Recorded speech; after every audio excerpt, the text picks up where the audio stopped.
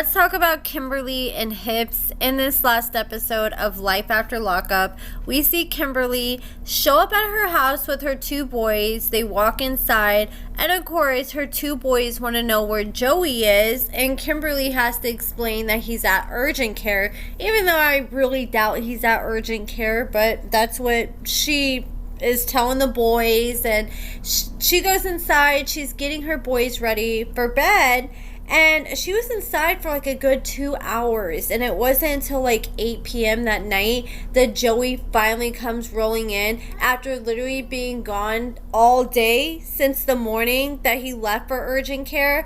And between the morning and 8 p.m., he's managed to almost completely wipe out his bank account that he just started. Kimberly said that he put $100 in there and it's already down to $4.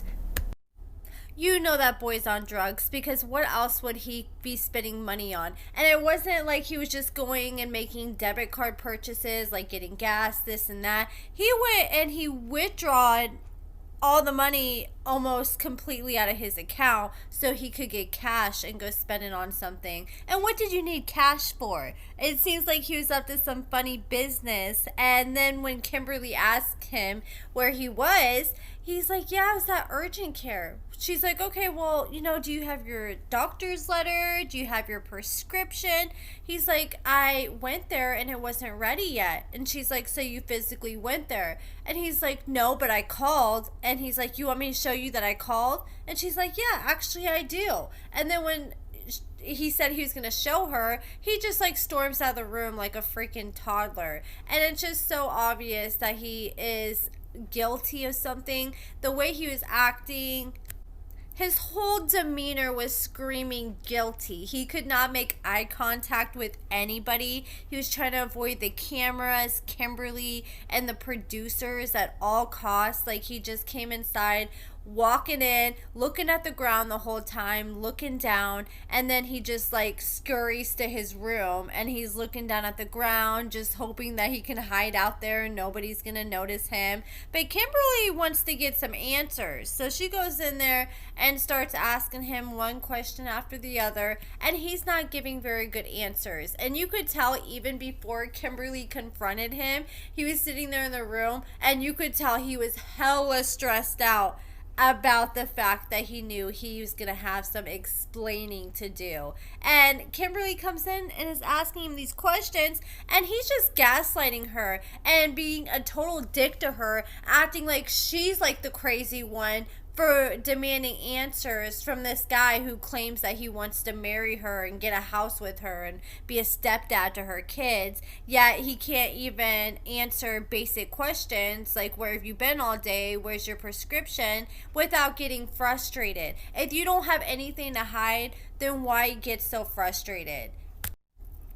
And just with the fact that he took money out of his account, because he has Medicaid according to Kimberly, so it's not like he needed to pay for his doctor's visit. And say he did have to pay some kind of copay, he could have paid that with his debit card. But you have to get almost $100 in cash when you claim you've been at the doctor all day. Yeah, it's not adding up. So Kimberly, she actually did what I was hoping she would do. In my last video, I was saying Kimberly does not need to focus on this DNA test. She needs to focus on giving this man a drug test. And that is exactly what she demanded this episode. She had the drug test ready to go, and she told him that he was going to have to take a drug test tonight to give her some answers.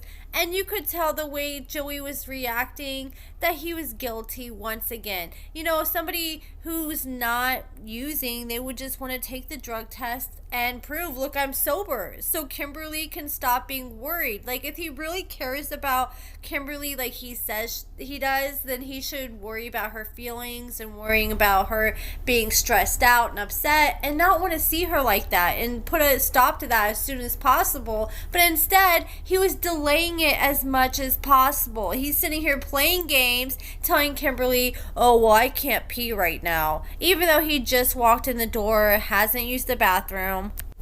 See, if I was Kimberly, what I would have done is I would have not said anything about the drug test, and I would have waited until he went into the bathroom to go pee, and then I would have went and been like, oh, before you go, yeah, I have this test for you to take, so there's no way he can try to be like, oh, I can't pee all of a sudden now. He was hoping that if he put it off long enough that it would eventually go away, but Kimberly was not taking her foot off his neck. She needed answers, and she needed answers now, because she does not want to go another day subjecting her kids to Joey if this is what he's really doing. And he played games forever. He kept trying to say, oh, I can't pee enough. He was chugging orange juice. The man couldn't even pour no orange juice in a freaking cup. He's just chugging it straight out of the bottle. So I really hope he either drank it all, or at least is the only one drinking it out of that. I hope he don't try putting it back in the fridge and the kids drink out of it later.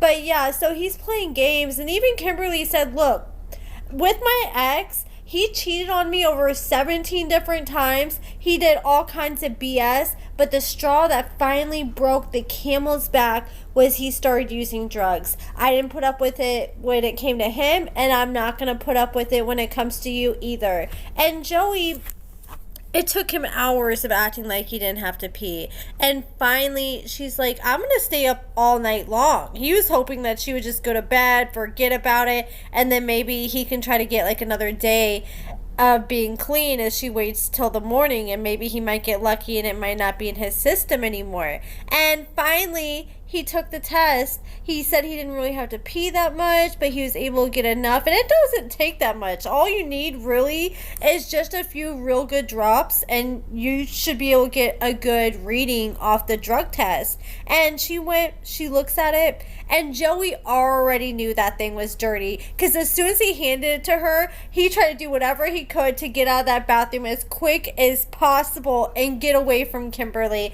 because he knew she was about to be real pissed.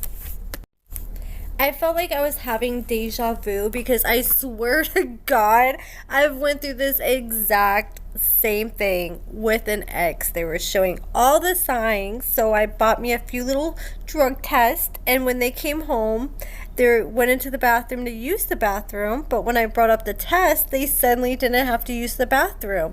And I waited up all night. I was not about to miss my opportunity for this test, or, let any more time in that window so they could try to possibly hide it.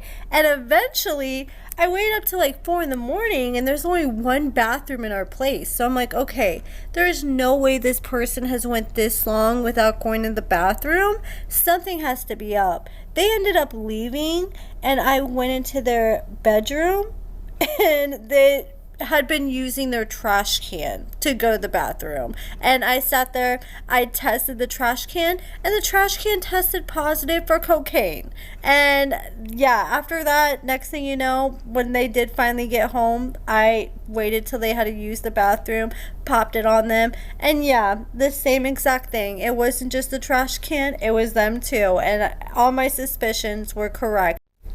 You know what's crazy to me is so crazy, because it's just like deja vu.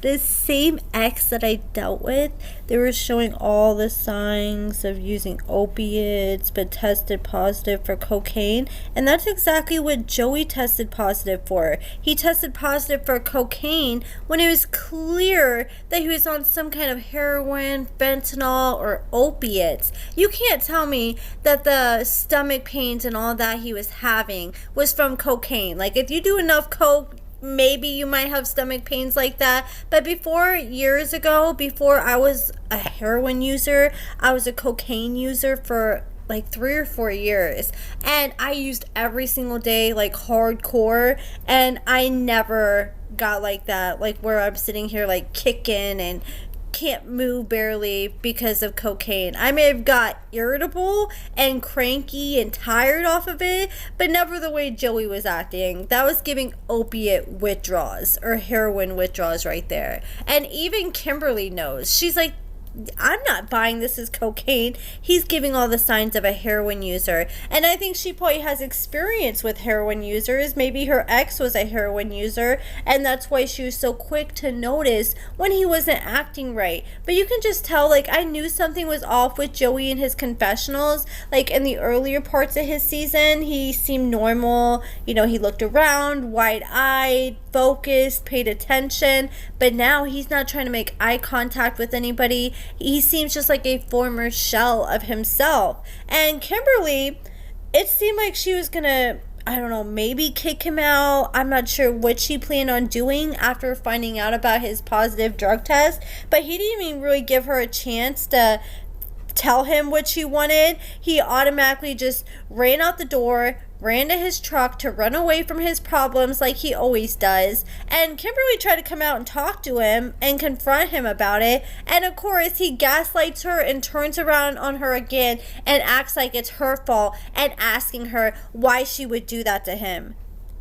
I don't know, Joey, maybe you should ask yourself why you're making her have to do this to you. Because if you weren't using, then she wouldn't have to sit here and ask you for a drug test. She's just reacting to what you're doing and trying to protect her kids. And I just think Joey, when it comes to him and his using, he's extremely selfish, and he really doesn't think about how it affects everybody else around him. And the fact that he's using fresh out of prison like this, you cannot tell me that this dude was not using drugs in prison. I bet anytime someone was offering him drugs, if he had the money, I bet he was taking it every chance he could. And I bet he was doing some illegal activities in prison to keep it going, because if the first thing you're thinking about is drugs when you get out, then you've been thinking about drugs for a while or been using them. And even if he wasn't using drugs in prison, this is why these women need to take time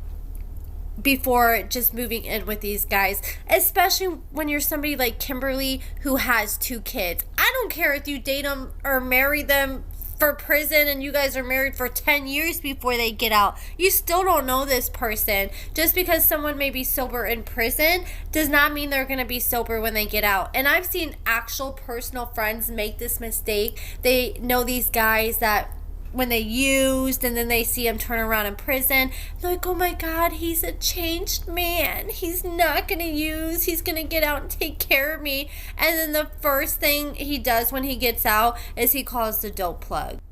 People have to realize when you're in prison, you still have that safety net over you because they have rules and restrictions. But once they get out, anything can happen. And if they don't have any kind of self-control, like Joey obviously doesn't, then he's going to be right back to the same thing he was doing before. And like I always say, I feel like once these people who've been in and out of prison using drugs all their lives, I feel like once they hit like 40, 45 or their late 40s at least, if they're still doing the same thing in and out of prison, getting out and using first thing, then I'm starting to feel like this is just who you are and you're going to be like this the rest of your life and you're just stuck in your ways. And Joey can't change soon, then I just think this is who Joey's going to be for the rest of his life.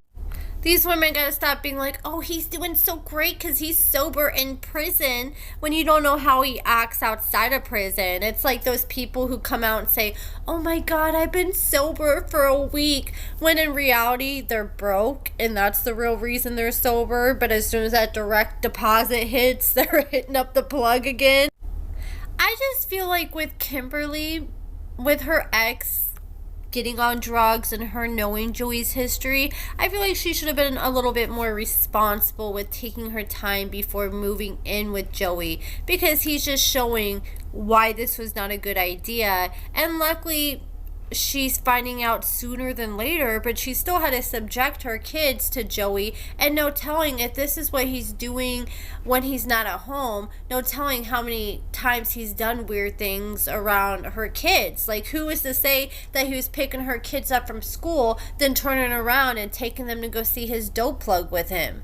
And Kimberly sounds like she's gonna walk away, but we know in real time she hasn't, because they're still together. If I was Kimberly, I would be telling him, look, you need to go somewhere else. Go stay somewhere for a month If you want to keep talking, then maybe you can come around and take a drug test a few times a week, and after you have like a month worth of clean drug tests, then maybe we can revisit things. But even then, I would not let my foot off his neck if I was Kimberly. She needs to keep drug tests stocked up and near her. But nobody should have to live like that. If you really have to question your partner that much, is it really a healthy relationship? And Kimberly, you better hope to God that Joey is not the father of your son. Even though I think he does look a lot like him, but I would much rather have her ex, who's paying $2,500 a month in child support, be the father, compared to cokehead Joey, who doesn't even have a job and just blew through the only $100 that he had in his bank account in a day. Like, the dude literally left himself $4 to live on. And so, you know, he's about to go running back to Kimberly to try to get some more money, because I mean, who else does he have at this point? But honestly, I really feel like he is taking what he has with Kimberly for granted. Yes, Kimberly may have a lot of baggage. She's pretty, she has a respectable job, she may not make a lot of money, but I mean, that $2,500 she gets each month in child support, that balances out. I mean, that's like what some people make monthly, just what she makes in child support off her ex. And somebody like Joey getting out of prison, they probably look at Kimberly and see gold.